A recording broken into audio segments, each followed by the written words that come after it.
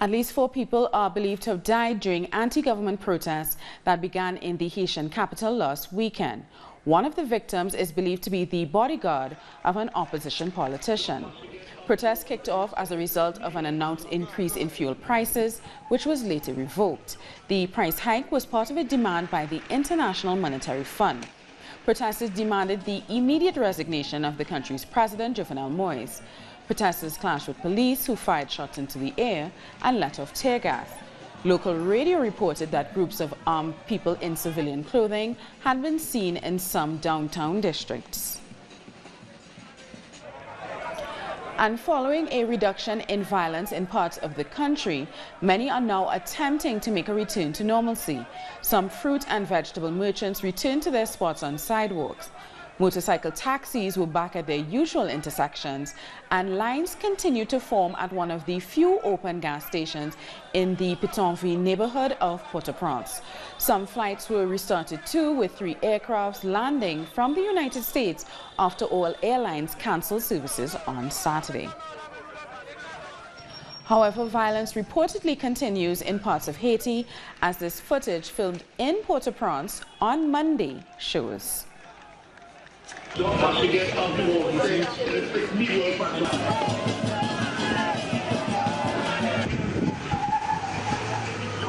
And land crossings into Haiti have also been closed because of the strike. So our correspondent Daisy Toussaint reports from the border with the Dominican Republic.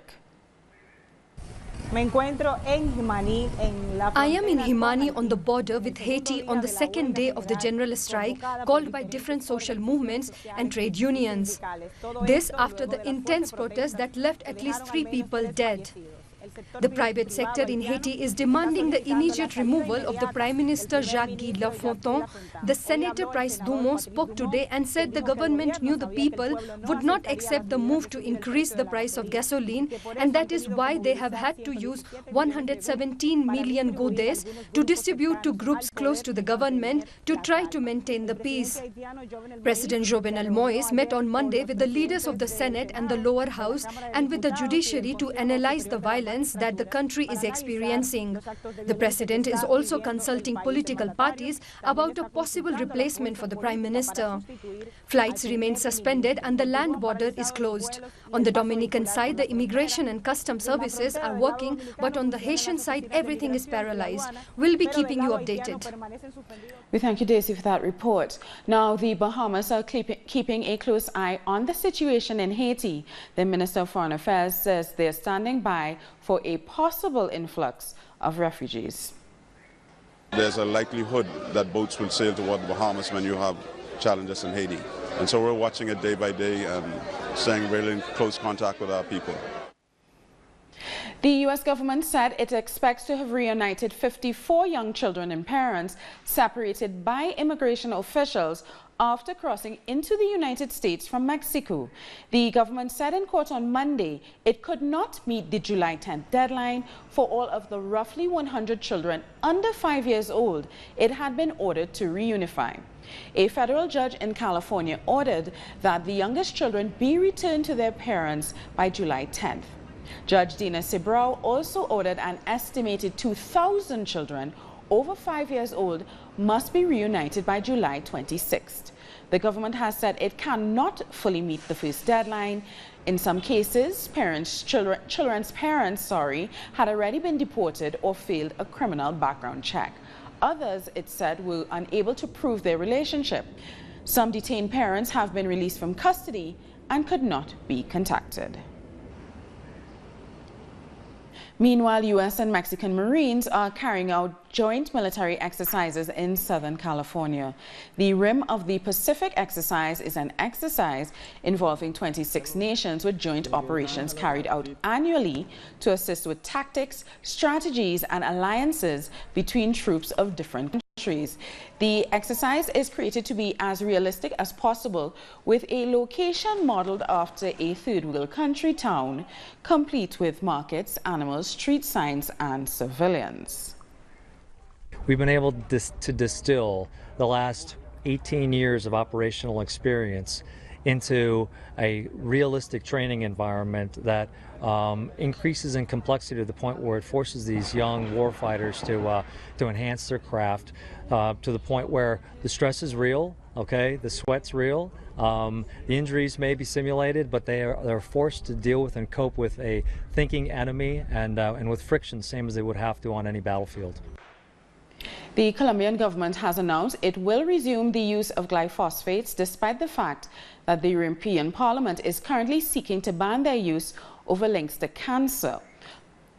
Outraged communities in Colombia are attempting to have the decision reversed but are suffering abuses at the hands of authorities, including the assassinations of activists, environmental, ethnic and campesino organizations, are rejecting the decision of the National Council of Narcotic Drugs to resume fumigations with Monsanto's carcinogenic chemical.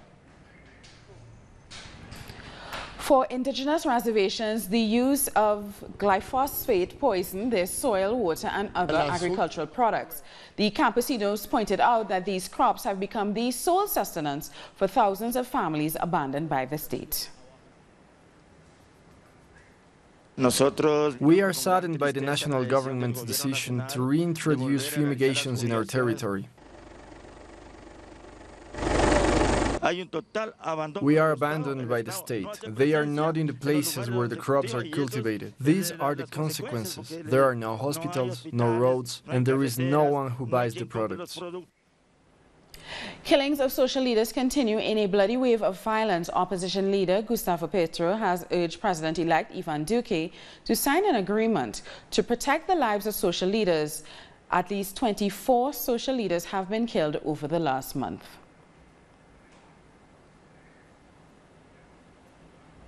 And the outgoing Colombian President Juan Manuel Santos will hold a meeting to analyze and take action facing the murders of social leaders in the country.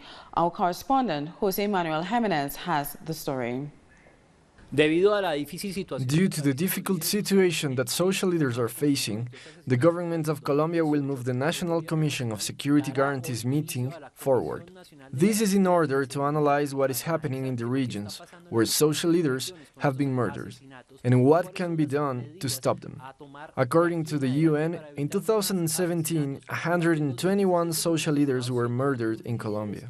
This year alone, 128 leaders have been murdered. Social organizations hope that the measures they come up with will halt the violence in the country. We're going to take a short break now, but join us again after this look at what our multimedia colleagues are reporting.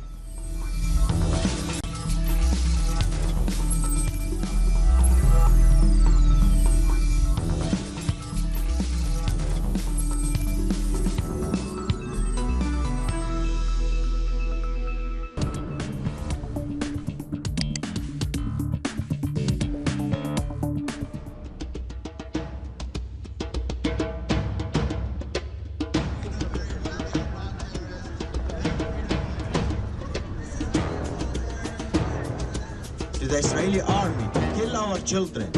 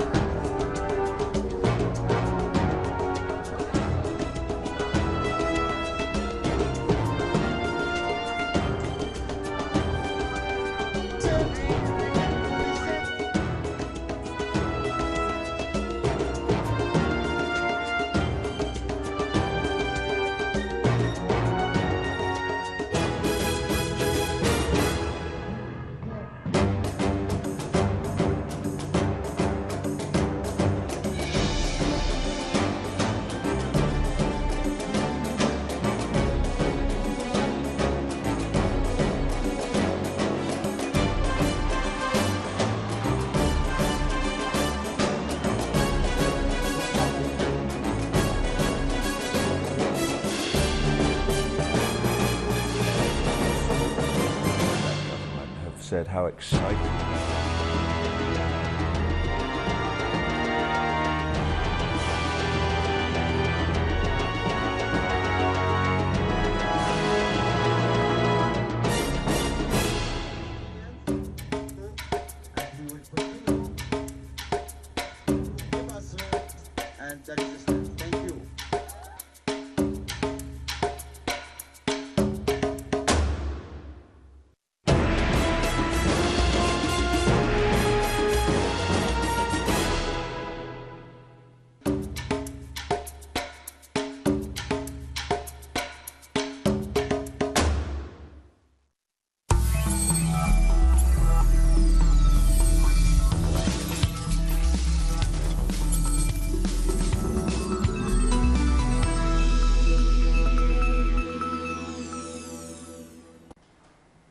Welcome back. Now let's take a closer look at today's high drama in Russia for the first of the World Cup semi-final games.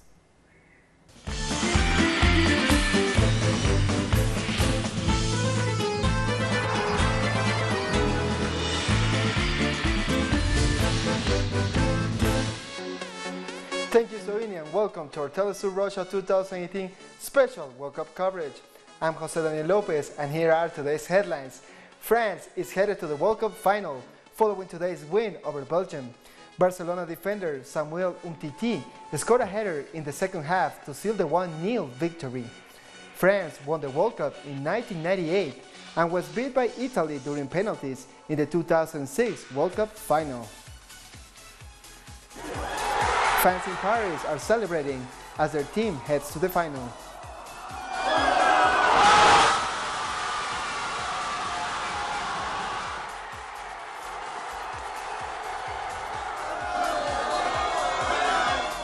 Latin Americans visiting Russia for the World Cup are using their spare time to explore the Smolovsky market in Moscow. Latinos were in for a bit of a shock when they visited the market for the first time. Expecting it to be like a market similar to the ones they're used to back home. They were pleasantly surprised by the historic architecture and rich colors that make the place truly unique and well worth a visit. When they told us about the market, we thought it would be a market like in Argentina, that are very basic in their architecture. But we were amazed when we got here. I'm an architect, and Russian architecture is amazing, but this one especially, because of its use of wood, the colors. Walking around the market, people are charmed by its rustic beauty and don't want to pass on the opportunity to take something away as a precious keepsake. It's an opportunity to learn from Russian culture and the transition to modern Russia from the Soviet Union. It's important to take something of that with us from this important part in this country's history. The hunt for souvenirs doesn't just stop at individual items, as some are keen to get things for their families back home who didn't come as a way of taking a piece of Russia back with them. I have exchanged this ushanka for a Mexican jersey and also for matryoshkas. So I take several souvenirs for my family in Mexico. Even those who didn't intend to buy anything or didn't have much money were soon compelled to go and get cash as they strolled around the market and couldn't resist all it had to offer. We came yesterday and we didn't have a lot of money, but after seeing all this, we had to go back to get more money, because everything is so beautiful, and this is probably the only time we come to Russia. So we're getting as much as we can. The World Cup has brought a great deal of tourism to Russia. We're injecting the economy with money, and where better to do it than this wonderful market? The site presents a great opportunity to experience tradition and do some shopping. Five-time World Player of the Year Cristiano Ronaldo has left Real Madrid and signed with Juventus. Ronaldo, who joined Real Madrid from Manchester United 10 years ago for $100 million, is the Spanish club's all-time top scorer with 451 goals. Ronaldo won 4 Champions League trophies with them. Nigerian football fans are sharing their culture at the World Cup. Fanfare from the famous Nigeria Supporters Club, dancers with traditional dress, and songs from Nigeria are showcased here. This event is part of an initiative by Nigeria House and aims at showcasing the country during major sporting events. We have to showcase to the world that we have a lot to offer. It is not just about entertainment, it is also about interpersonal relationship, it is also about investment drive, and of course it is also about letting people know what we have to offer to the world, the potentials we have as a nation, and of course to also improve diplomatic ties between Nigeria and the Russian community and indeed the entire world. Football is only 90 minutes. We want to tell the world that Nigeria has more to offer. So we've come with a very strong cultural team to showcase our strength as a people, our heritage. England held their last training session ahead of their semi-final game against Croatia. England's last appearance at this stage of the World Cup was in 1990, when they lost in a penalty shootout to West Germany. England's head coach and players talk about reaching the final and making history. We're really proud in the style that we've played, with the intelligence that we've played, and that we've performed under pressure and dealt with difficult situations in games where We've had to wait until the last minute to score. We've had to recover from conceding in the last minute. We've been through extra time penalties. So we've made several pieces of history. All the celebrations and the songs they're singing back home, it inspires us as players to be able to sort of bring the nation together and put smiles on people's faces, and I think that's the biggest thing so far that's come out of it, and we just want to continue to do that and do everybody proud. And Croatia is also training ahead of tomorrow's match. Croatian players say their team has no fear facing the English squad. They said they will play their best in order to advance to the final. Croatia has several more experienced players, but also great young players. That would make the situation good. I would say the chances to win the game are 50-50. Everybody deserves to be in the semi-final, and that goes for Croatia as well. But there's no fear from our side. We respect everybody. However, we believe in ourselves above all, and we're focused on ourselves. England plays with a little bit of a different style than in the past. It seems to be really attacking-minded and attractive football. Both teams will go into the game a little carefully because it's the World Cup semi-final. Tomorrow, Croatia and England will go head-to-head to decide who will face France for the 2018 FIFA World Cup trophy.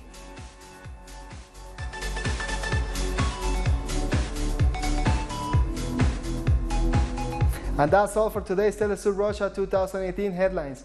Don't miss our exclusive show, De la Mano del 10, the World Cup according to Maradona. Only on Telesur English, I'm Jose Daniel Lopez. Back to you, Soini.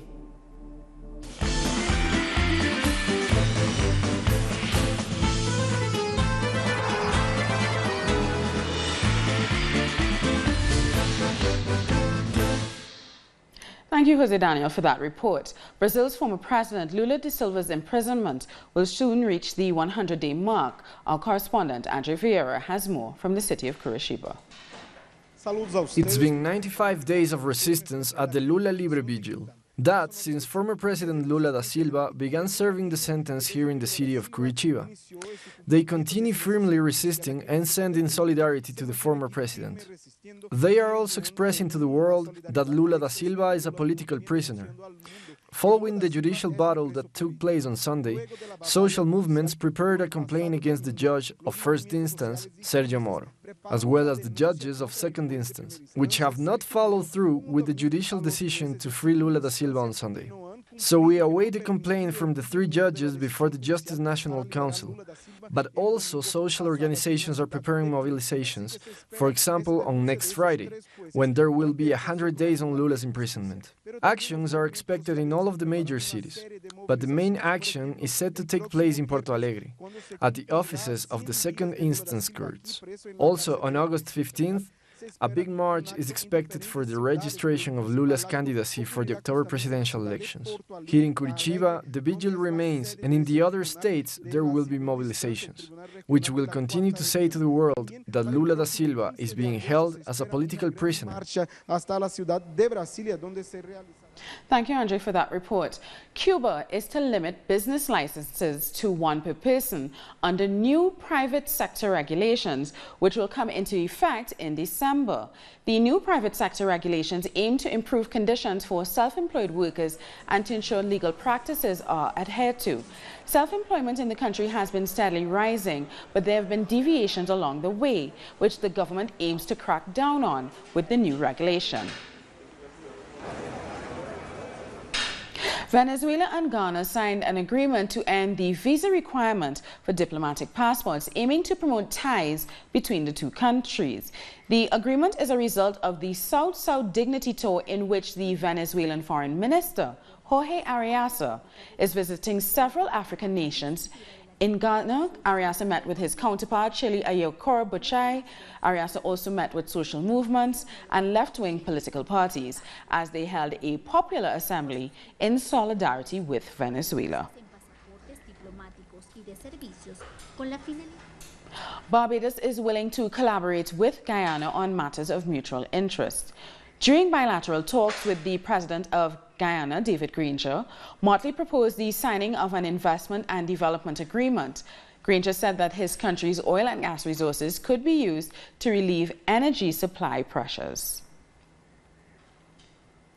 And despite the multiple calls for all CARICOM member states to adopt the single market and economy, Bahamian Prime Minister Dr. Hubert Minnis says his country will not join the CSME despite being a full member of CARICOM. He says they will also not allow the free movement of skilled workers, which is a key part of the single market.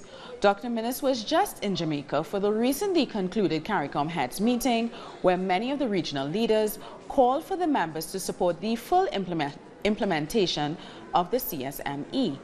In November, Trinidad and Tobago will host a special CARICOM meeting, which will focus exclusively on the single market.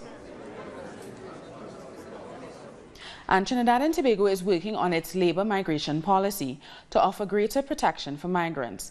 An interministerial committee has been formed to draft a policy, which Minister Baptiste Primer said is needed because many migrants are exploited and exposed to abuse, trafficking, and prostitution. So guidelines are needed to offer them much-needed protection. The minister says the committee will seek assistance from the ILO in developing the policy framework. And staying in Trinidad and Tobago, emergency crews continue to battle an oil spill, which began almost a week ago.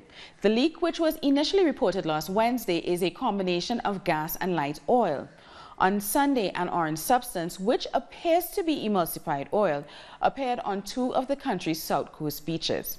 Containment booms with skimmers are being deployed in the area. The spill is coming from an abandoned well.